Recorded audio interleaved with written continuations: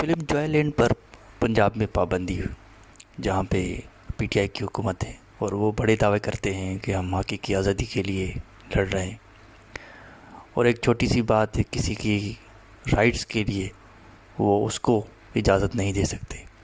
دوسرا، اوورآل پاکستان میں freedom of expression پہ ویسے بھی پابندی ہے، اور فلمیں تو اظہار آزادی کا سب سے اچھا اور بہترین ذریعہ ہوتے ہیں معاشرے کو تبدیل کرنے کا۔ میں پہلے بھی بات کر چکا ہوں، اور بہت سو کو تو میں تو نام لینے پر بھی مجبور ہوں، ڈاکٹر جاوید اقبال اور کچھ اداکار اور کچھ بڑے لوگ، ان کو بھی ٹرانسجینڈر فوبیا ہے کہ وومن رائٹس تو کیا، ٹرانسجینڈر رائٹس اور ہیومن رائٹس ان کے لیے کوئی گنجائش ہی نہیں ہے جیسے کہ پاکستان میں۔ اور ہے کیا اس مووی میں، ایک ٹرانسجینڈر کے ساتھ ایک ہمدردی، ایک اچھا برتاؤ جو کہ ہونا چاہیے، جو کہ اسلام کے بھی مطابق ہے، ایکول رائٹس، ہیومن رائٹس سب کے مطابق ہے، اس کی اجازت تک نہیں دینا بہت ہی بیکورڈنیس ہے جو کہ پاکستان میں بہت عرصے سے، دہائیوں سے۔ اگر چلیں اسٹیٹ کا بھی اس میں کوئی کنٹرول نہیں ہے اور مذہبی جماعتوں کے ہاتھوں بک جاتے ہیں آرام سے، تو کہاں ہے آپ کی ریٹ، کہاں ہے آپ کی اتھارٹی، کہاں ہے آپ کی حکومت؟ پھر تو چھوڑ دیں یہ کرسی اور چلے جائیں گھر۔ تو بہرحال مجھے کچھ پرانا کچھ یاد آ رہا ہے اس سے۔ یہ میرے بچپن کے دن تھے جب نوجوانی میں ہم بہت سارے سینماز پاکستان میں ہوتے تھے، یا ڈرائیو ان سنیما ہوتا تھا جس میں جو بعد میں پلازا بن گئے، اس طرح نشاط سنیما اور پرنس کیپری اور بہت سارے دوسرے۔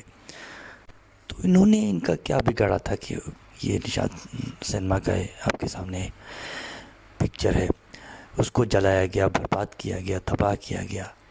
جہاں لوگ تفریح کے لیے آتے تھے، موویز دیکھنے کے لیے آتے تھے، اپنے ہی املاک کو جلانا، اپنے ہی پراپرٹیز کو تباہ کرنا، یہ پاکستانیوں کا شیوا۔ تو یہ جب برننگ ہوئی تھی اس کی، اور میں اس کے سامنے باقاعدہ مجھے رونا آ گیا تھا کہ میں حیران ہو گیا تھا کہ انسانی ذہن میں آخر یہ کیا نفرت ہے کہ وہ ایک سافٹ سی چیز، ایک بے ضرر سی چیز کو بھی تباہ کر دیتے۔ پھر مجھے کچھ سمجھ میں آیا کہ یہ ایک موب مینٹالٹی ہوتی ہے، ہجوم کی نفسیات۔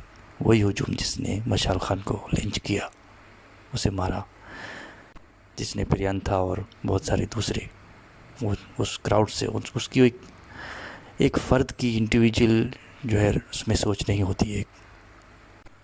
تو اس وقت بہت پہلے 60s میں، 70s میں، 80s میں سنیماز کا راج ہوتا تھا، ڈرائیو ان سنیما ہوتا تھا، لیکن بعد میں پھر کچھ پلازا بن گئے، کچھ اس طرح جلا دیے گئے۔ تو میں ایک رپورٹ سن رہا تھا جس میں یہ تھا کہ بہت ساری موویز اس سے پہلے بھی بین ہوئی ہیں، اور ان میں ایک یہ کرتار سنگھ تھی جس میں ایک سکھ کو دکھایا گیا تھا۔ اب سکھ کا ہونا کسی فلم میں بھی ان کو برداشت نہیں ہو رہا تھا۔ اسی طرح انسان اور گدھا، یہ مووی میں نے دیکھی تھی خود۔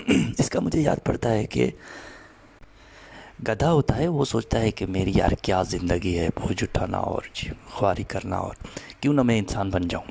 پھر جب وہ انسان بنتا ہے اور ملک کے حالات دیکھتا ہے کہ کیا حالت ہے انسان کی، معاشی، سیکیورٹی، لوگوں کے رویے، ہر قسم کے جب وہ دیکھتا ہے، مسائل ہی مسائل، تو پھر وہ دوبارہ گدھا بننے کی خواہش کرتا ہے۔ تو اس کو بھی بین کیا گیا تھا اس دور میں۔ پھر عورت راج، یہ بھی میں نے دیکھی تھی۔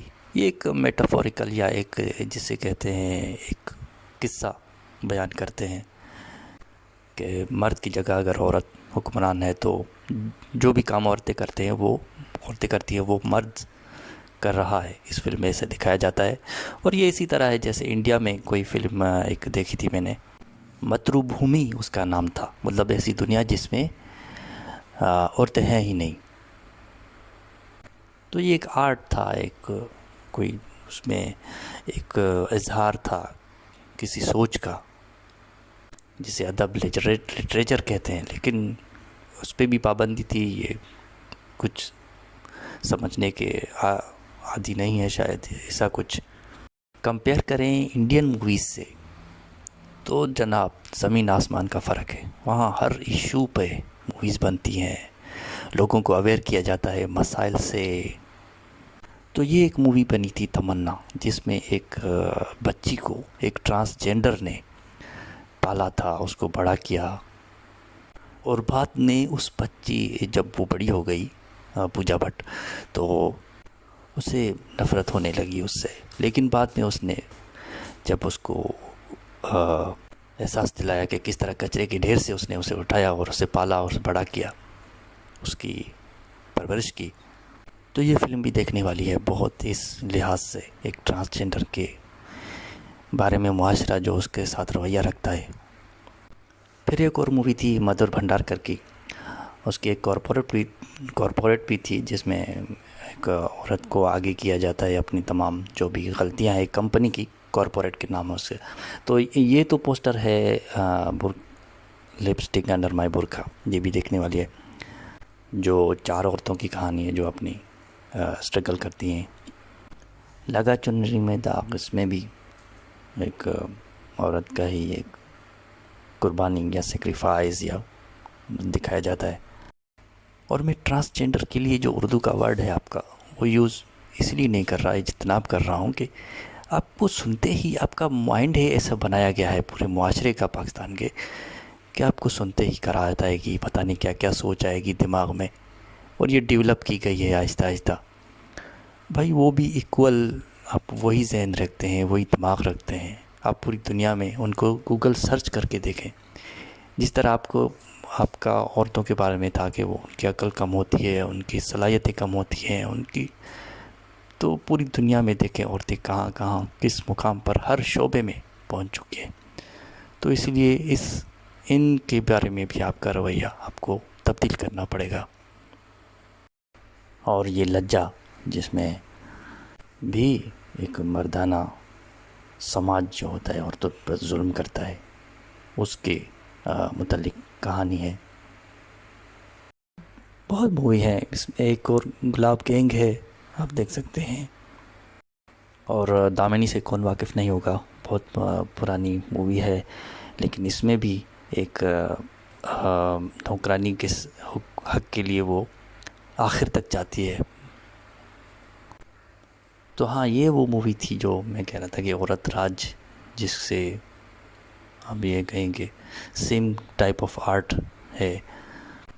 تو اسی طرح انڈیا میں بہت ساری وومن رائٹس پر ہر قسم کے مسائل پہ موویز بنتی ہیں. پاکستان میں بھی میں کہوں گا شعیب منصور کی بہت اچھی موویز, خدا کے لیے بول بہت زبردست فلم تھی, جس میں اجاگر کیا تھا کس طرح ہمارا معاشرہ عورت کے ساتھ سلوک کرتا ہے, کہ بیٹے کے لیے وہ اس کو ایک مشین کی طرح یوز کرتا ہے جب تک اس کو بیٹا نہ ہو, اور اگر نہیں ہوتا تو وہ ایک طوائف سے بھی ایک مولوی صاحب وہ رشتہ رکھنے کے لیے تیار ہو جاتے ہیں. لیکن جناب کیا کریں, پاکستان میں تو یہی ہے, برباد کرنا ہی.